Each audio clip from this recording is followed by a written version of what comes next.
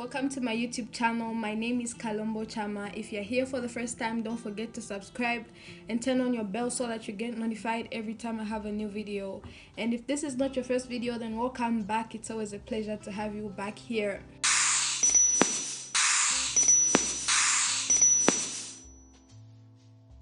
Don't mind the fact that it's another natural video. My makeup artist slash sister is out running errands. You know how we gotta do, secure the bag.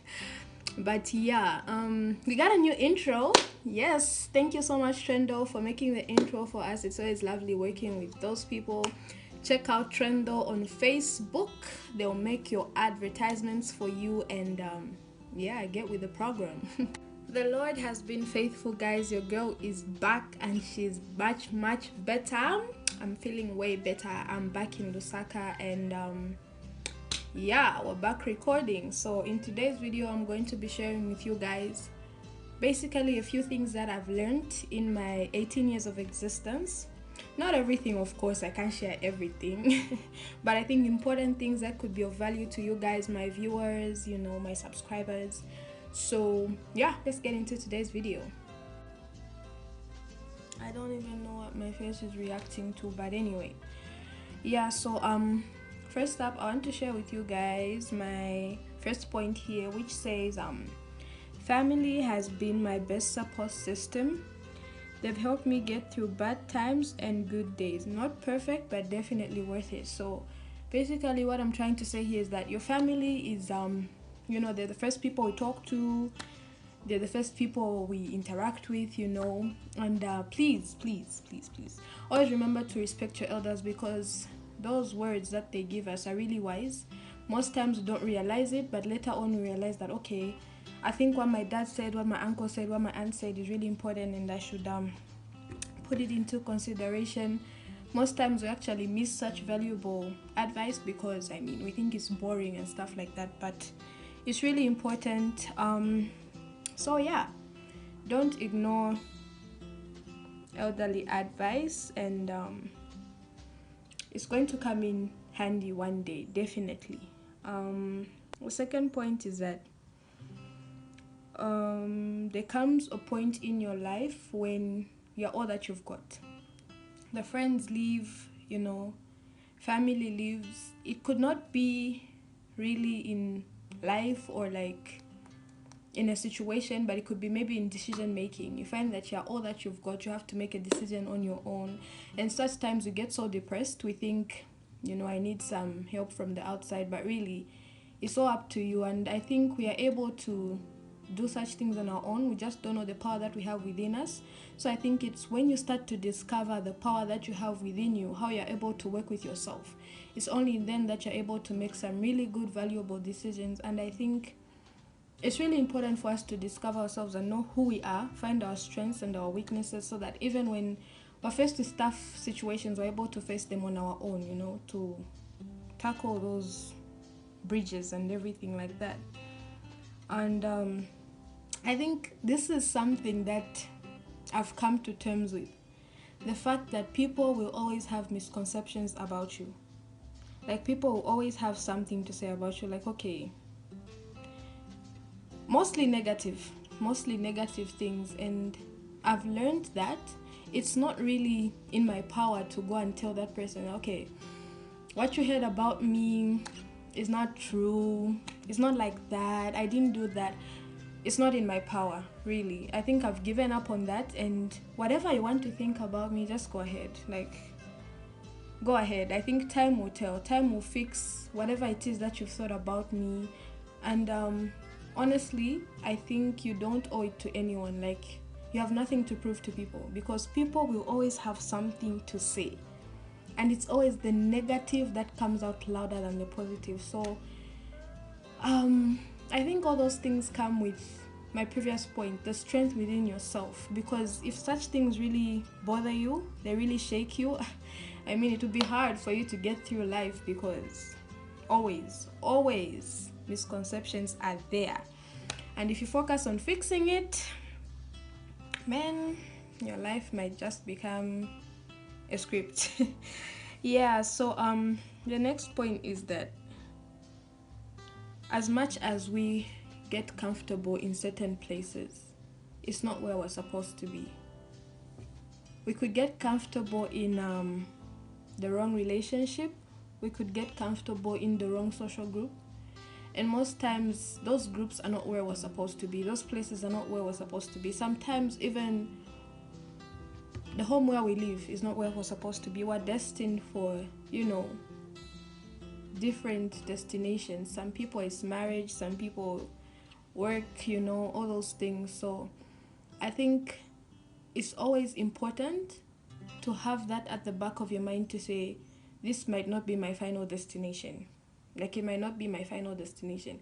And I'm trying to draw to the fact that as much as we are here on earth, we live, we enjoy, YOLO, we are not here to stay.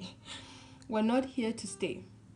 We have two destinations, heaven or hell. So keep that in mind. When we do all the things we do, we party, we do everything. Keep in mind that there's one destination for everyone, either heaven or hell. And I think it's a free will, really. I think that has been given to us freely to decide what is your destination.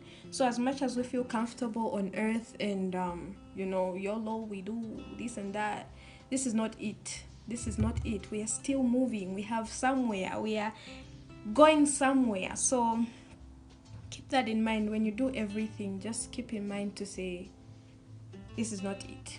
This is not it. And it's always important to, I think, discover where your destination is, Discover your destination and begin to work on it.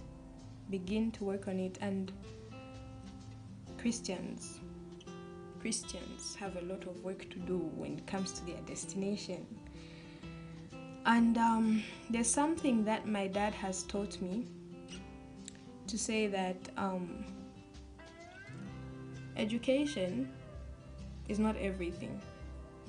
Quite right, it's important, but it's not everything. As much as you are getting an education and whatnot, discover yourself, discover your talents, so that when tomorrow comes and things don't go as you plan, at least you have something to fall back on. Those talents are things that we need to embrace.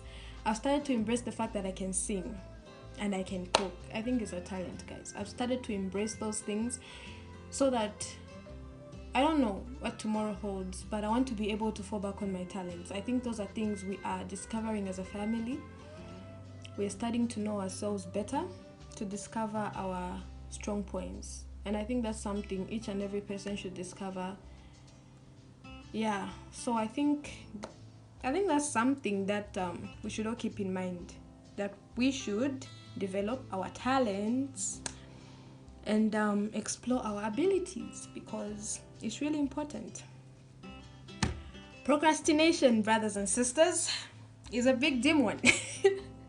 It's a very big demon, because I think it hinders a lot of things. Where you wake up and you're like, today I'm going to finish this book, and then the book is just there looking at you, waiting, and you don't manage to finish that book because you say, okay, let me eat, then I'll read the book.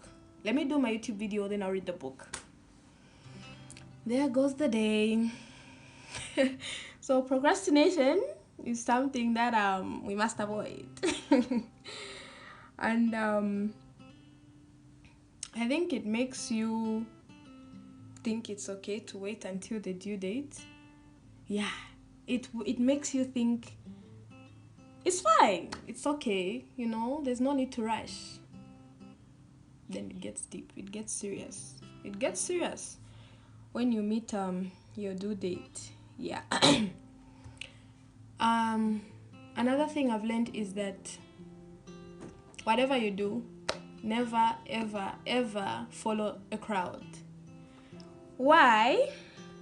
Because crowds have independent people as well. It's a crowd, but everyone has their own lane, their own race to run. So as much as we want to follow the crowd, we want to wear what my neighbor is wearing, we want to look how Instagram inspiration is looking, we're all in our own race at the end of the day. So I think it's important to be independent, to know your race in life, because who knows what tomorrow holds. Things might not turn out how you want them to turn out. The crowd might depart. Then what happens? Are you going to follow each and every person and see what they're doing? No. Independence is key in our lives because it helps us, it builds us. So yes, do not follow a crowd because it's not good.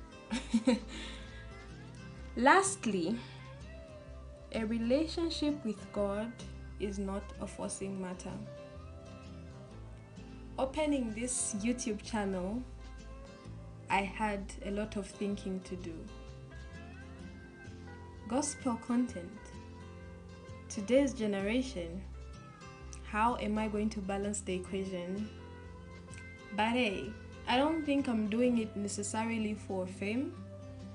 I'm doing it out of passion, because once you get called or inspired to do these things for God, I don't think there's going back, fam. Like, you just want to speak more. So it's not a forcing matter at the end of the day. It's a free will. A relationship with God is a free will. There are certain people that have partial relationships with God. There are certain people that have committed everything they do to God. And honestly, I don't think it's in anyone's power to force, to say, yo, until you follow God, then you find your salvation. No. I think it's a free will, and that's something that most people don't understand. They find it irritating when, preachers stand in front and talk to us and all those things. Most people say, why? Why is this person trying to force me to follow Jesus? I don't want to. That's okay. Like, that's really okay with you. There's certain people that don't even believe that God exists. So it's a free will at the end of the day. You discover it, you learn, you understand. For some people, they understand in a short while. For some people, it takes time. But I think the most important thing is not to get into a relationship with God when you have nowhere else to turn to. No, don't make it like that. Don't make yourself vulnerable before you enter the kingdom of God. Like, we are happy. It's okay to be happy in the kingdom of God. You don't have to break a leg for you to know that, okay, now I should follow God. No. It doesn't have to be that way. Even just on a regular day, after a good preaching, you can just decide to dedicate your life to God. It's that simple.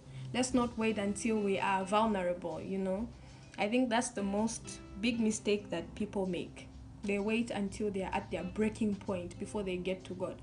It demoralizes people sometimes. It makes them think, why is this person depressed if they love God and they say God is the giver of everything? No, people have just handled this whole situation differently. It doesn't have to be that way. It could even be on your happiest day when you decide to dedicate your life to God. It's that simple. So yeah, that's it from me and my crew. I wanted to share with you guys a few things that I think are valuable, a few things that I have learned. It might not necessarily be relatable, but I just thought I should share with you guys because it's important. I'll keep sharing more of such things. The more I learn, the more I share. So if you made it this far, then thank you for watching my YouTube video. See you in my next video, and don't forget to do your thing, subscribe, share, and thumbs up.